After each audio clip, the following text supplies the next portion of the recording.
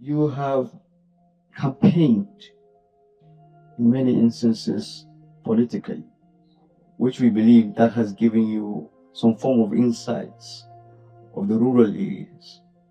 With all these solutions that are coming up, what novel idea do you think can be proffered for these localities to have the same competitive opportunity for the growing economy, for Nigeria's economy to be secured, especially from its human capital perspective?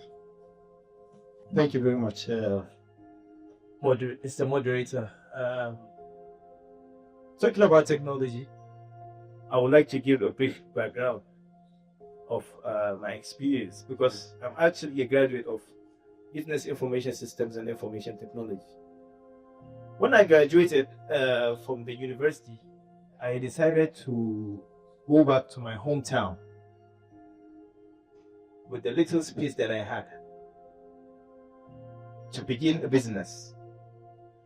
And the reason why I decided to begin that business is because I felt that the government is overburdened.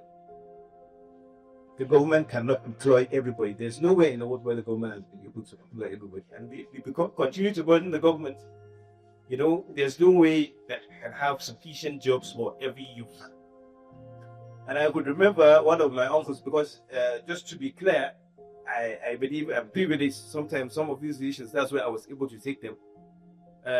One of my uncles was like, why don't you just get a note and go and get a job with NNPC or someone? And I said, I think it will be unfair for me, with all the privileges that I have and the capital that is available to me, to decide to go and occupy a job that somebody else could, who didn't have the opportunities I have, could go and occupy.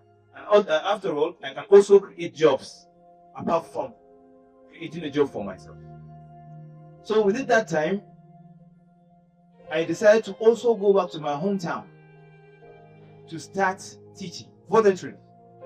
That's how passionate I was in contributing my own quota towards the development of my own local community. So I started taking computer classes in the secondary school and in primary school. So I was taking them consecutive. When I'm done with the primary school, I'll go to the secondary school and I'll go back to the city 50 kilometers away. So that gave me an opportunity as an individual who is interested in civic action, because that's where my sector is. I'm actually into civic. I'm a member of a civil society organization. So that is how I was able to impact in my local community, to be able to help the school students there to learn computer, because when I went, they didn't have a computer teacher at all. However, the government was able to provide them with computers in the school that they have, and they had a lab and everything, but they didn't have nobody to put them through. So one of the only ways we can solve these problems, of course, is through personal intervention, civic action through civil society organizations, because civil society organizations are there and they have to understand that it is their responsibility to meet up where government cannot meet up. And obviously government intervention, because it's the primary responsibility of the government to provide education for these students. So, but without this collaboration of civics, of civil society and the government, these things cannot be, they cannot be achieved. Because like I said, the government provided them a computer, but they didn't have a teacher. And I helped provide that, fill that gap of teaching. And to bring us back to teaching itself, somebody would have said, why don't you continue teaching maybe to become a teacher itself? Because it's not sustainable to become a teacher in Nigeria. You understand? So this is one of the aspects that have not been touched throughout this discussion.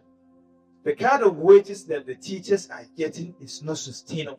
It's impossible to become a teacher and be comfortable. We have seen a viral video recently of university lecturers, professors. In fact, one of them has even delved into selling vegetables just to make ends meet. So you understand now where our problem is coming from, and how people are encouraged or even forced into corruption. Because somebody will not, there's a professor who will not go and do. So, I mean, what that professor was doing because he wants to earn his living through honest means. Some other people who go and do other extracurricular activities just to make ends meet. So I think one of the important policy we must look at is how to make our teachers comfortable. They are not getting enough. It is not enough. And they are some of the most important members of the society because they are raising the younger generations. They are the ones who are raising our future generations.